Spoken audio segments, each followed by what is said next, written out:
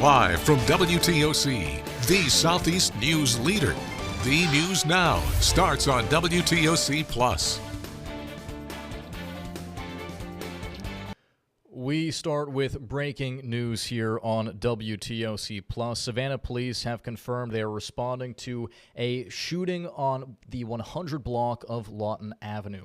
Now, we do have crews on the scene right now. Here are pictures from just moments ago. This has just recently come into our newsroom, but here's what we know so far. Again, SPD says they're responding to a shooting in the 100 block of Lawton Avenue in Savannah. Police were dispatched to the scene around 11:30 this morning, where they found a juvenile male victim who had been shot in an alley and later fled into a home. Police say that juvenile suffered a potentially life-threatening shot in the abdomen, and he is currently in the hospital receiving treatment. The investigation is active and ongoing, as you can see from these pictures from just moments ago. Once again, we do have crews on the scene, and we will keep you updated as we continue to learn more about this shooting. Well, a Savannah man is in jail after a woman was shot off of West State Street yesterday morning. 21-year-old Kevin Smith Jimenez Morales was arrested in connection to a shooting around 3 a.m. yesterday. A woman was taken to the hospital with non-life-threatening gunshot wounds. Investigators say witnesses helped play a role by providing a name and car information that led to a traffic stop, which ultimately led to his arrest. Morales faces multiple charges, including domestic aggravated assault, possession of a firearm during the commission of a felony, and reckless driving. The Jasper County Sheriff's Office has taken control and responsibility of the county's detention center as of today. It all comes after officials found the facility wasn't meeting operational standards. This morning, Sheriff Chris Malphus swore in existing detention officers as official Jasper County Sheriff's Office deputies. That ceremony marked the first step in integrating the detention center into the Sheriff's Office operations. Sheriff Malphus agreed to bring the facility under his office's authority to ensure accountability, compliance, and improved conditions. The sheriff said his office will focus on improving staffing levels, addressing necessary repairs, and prioritizing safety for both detention officers and inmates. About 2 hours outside of Savannah, a possible prison riot killed 3 inmates yesterday and left 13 others injured. It happened at the Washington State Prison in Washington County, Georgia. The sheriff says several fights broke out before 5. Again, 3 inmates were killed and 13 were sent to the hospital. The sheriff says a correctional officer was injured as well. Now, we're told multiple agencies responded to the prison, including the Washington County Sheriff's Office, Georgia State Patrol, local police departments, and the Johnson County Sheriff's Office. It's been quite some time since we've had to come to an incident this large. I mean, we do respond out here to help with, smaller scale incidents, but today was probably one of the bigger ones we've had here in some time. The Department of Corrections is investigating. Right now, it is unknown what exactly led up to those fights. Well, today, Georgia state lawmakers are returning to the Capitol. Both Republicans and Democrats are expected to focus on issues central to their base ahead of the 2026 midterm elections. Organizations like the ACLU of Georgia and Indivisible Georgia Coalition encouraged Georgia residents to pack the Capitol for the first day of the legislative session.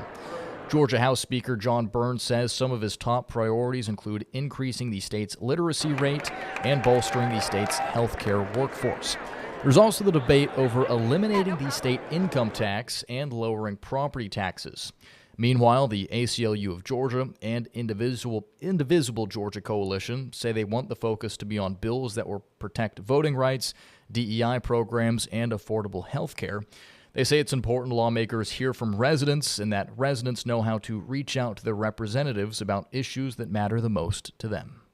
You can't just sit at home and hope that the bill gets created the way you want and you can vote for it later. You have to tell them what you care about, how certain language would impact you or your neighbors or your family or your friends. And even more importantly, we're going to show up on the polls in November. So if they're not doing what we need them to do here, during legislative session, we'll let that be known in November. And also noteworthy, lawmakers will take up a bill that would ban cell phones in every high school, something we will, of course, follow. We'll follow plenty of stories throughout the session. Our state reporter, Abby Kasoris, will have updates every single day from the state capitol. We'll be airing those each evening on WTOC and each morning right here on WTOC+. All right, in South Carolina, Attorney General Alan Wilson released the state's human trafficking report. This is a press conference we carried right here this morning on WTOC+. Using data from the South Carolina Law Enforcement Division, Social Services, and other agencies, the report outlined the progress as well as improvements that can be made in the state of South Carolina. Wilson says his department investigated more than 300 human trafficking victims last year. And while the number of cases are going up, so are the number of people being prosecuted. 13 years ago, no one was talking about human trafficking. 13 years ago, there was not a robust organization like the one that we have here today, out there training across every sector of government, in the private sector, and the nonprofit sector, and the faith sector. I mean, literally, we are bringing people together to raise awareness, so people are now looking for it. Wilson said in 41 of 46 counties last year, with Greenville County having the most trafficking cases. Well, protesters gathered outside of Tybee Island City Hall Saturday to voice concerns over recent incidents involving ICE. Local demonstrators say they were moved by reports of an agent shooting and killing a woman in Minnesota. They turned out to show solidarity and call for accountability. Participants stressed their desire for peaceful protests and community support, saying they want more people to research and understand what's happening nationally and how it impacts communities locally. And in national news, Federal Reserve Chair Jerome Powell confirmed he's under investigation by the Trump administration. It comes as the administration has scrutinized an ongoing renovation at the central bank's office building in Washington, D.C., but Powell signaled he thinks the probe is really about interest rates. CBS News' Natalie Brandt has reactions from the White House. Public service sometimes requires standing firm in the face of threats. In a rare video statement, Federal Reserve Chair Jerome Powell revealed the Justice Department served grand jury subpoenas Friday, threatening a criminal indictment related to his congressional testimony last June about renovations at the Fed office building. The Trump administration has criticized the project, estimated at $2.5 billion, as costly and ostentatious. But Powell says the unprecedented action comes in the face of ongoing threats and pressure to lower interest rates. The threat of criminal charges is a consequence of the Federal Reserve setting interest rates based on our best assessment of what will serve the public, rather than following the preferences of the president. Lawmakers on both sides of the aisle have blasted the probe. Republican Tom Tillis said in a statement, now the independence and credibility of the Department of Justice are in question. Are you worried that the probe undermines the independence of the central bank and could destabilize the markets? I guess the question is, if you think the building costs $20 billion or $10 billion, do you think at some point that it's appropriate for the federal government to investigate? The Trump administration says it's prioritizing investigating any abuse of taxpayer dollars. But the Federal Reserve is self-funded and an independent agency. In recent months, President Trump has repeatedly criticized Powell and previously threatened to fire him. He should be fired. Guy's grossly incompetent. Powell's term as Fed chair ends in May, but he remains on the Board of Governors until 2028. Natalie Brandt, CBS News, Washington.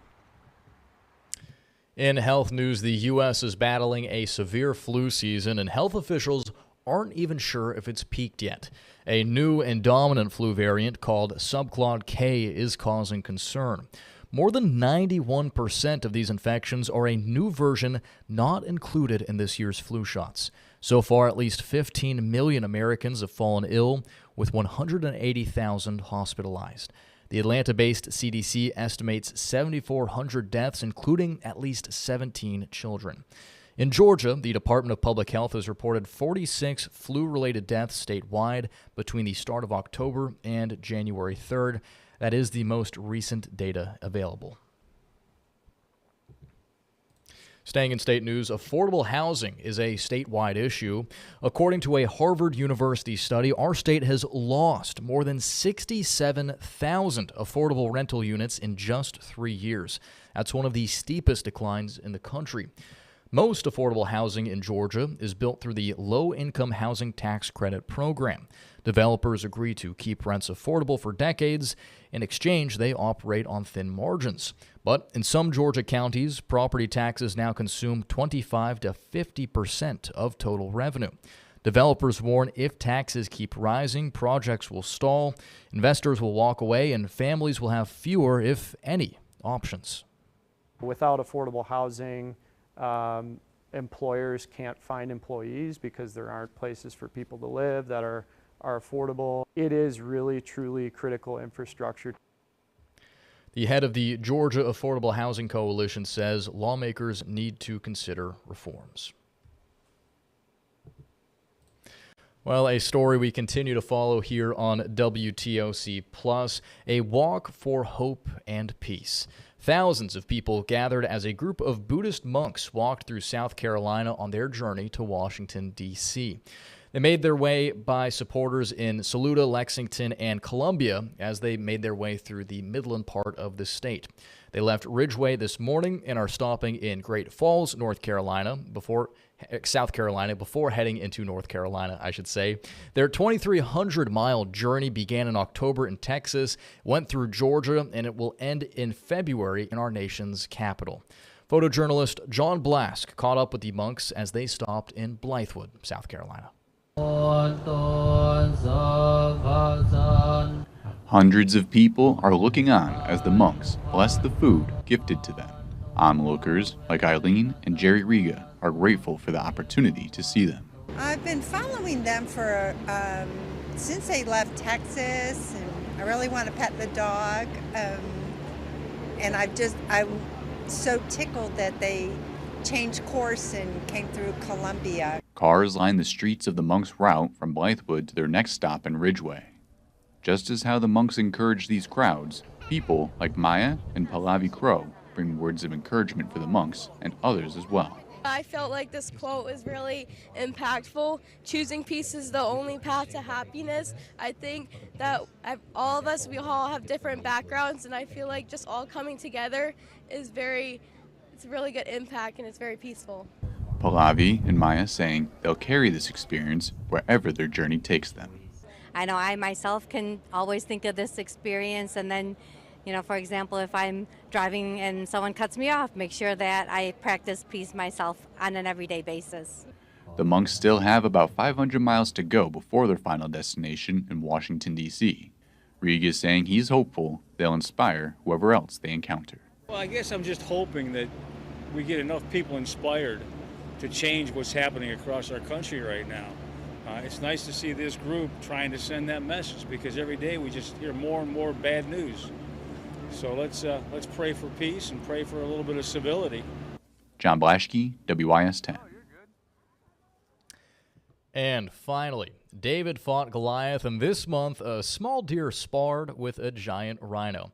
It happened at a zoo in Poland, as you can see in this video. The little deer was clearly unaware of his own size, charging at the rhino repeatedly. Neither animal got hurt. I feel like we should make sure y'all know that. And after a couple of back and forths, challenging dominance, the deer ultimately ran out of the rhino's pen. Really cute video there. Nice way to get your Monday afternoon going. All right, and with that, we are going to wrap things up here for the news on WTOC Plus. We appreciate y'all spending part of your afternoon with us. We'll be back in just about 15 minutes for the First Alert Weather Show with Dave Turley. We're looking at some temperatures dropping pretty fast this week. We just named Friday a First Alert Weather Day, so Dave will talk all about that coming up at 1:30. And then at 2 o'clock, we'll be back with another round of stories, as well as hopefully some more information on that shooting that we're currently following in Savannah. In the meantime, you can always check our website for the latest updates. Thanks for watching, and here's Local News Live.